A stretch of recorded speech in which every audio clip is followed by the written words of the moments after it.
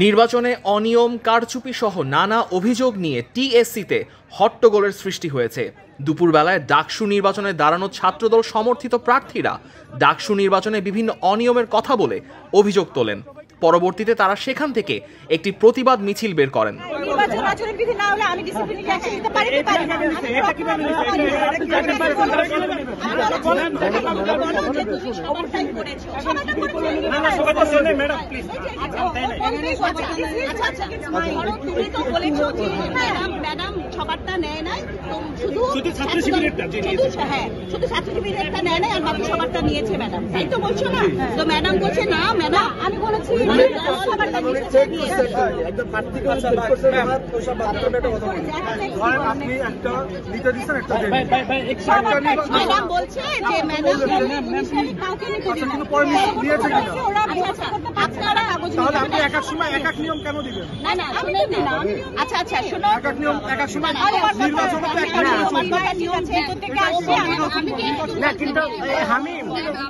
আপনাদের যে প্যানেলের টেবিল আছে এই টেবিল অন্য কারো নাই, আমরা দেখছি আমাদের কাছে ছবি আছে।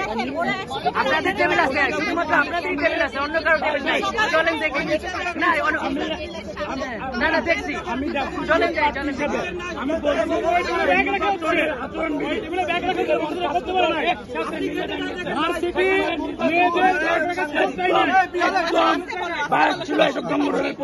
তারা সবাই মিলে মনে হয় শিবির ছাত্রদলকে যেতে চায়।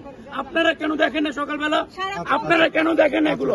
সবগুলো কেন্দ্রের সামনে, সবগুলো কেন্দ্রের সামনে শিবির ছাত্রদল যাচ্ছে, এখনো আছে, এখনো আপনারা দেখছেন না। তো কখন দেখবেন আপনারা?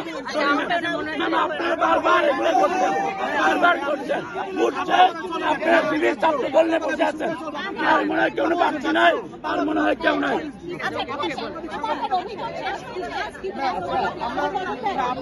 আপনি যদি মনে করেন দায়িত্ব পালনে ব্যর্থ হচ্ছেন,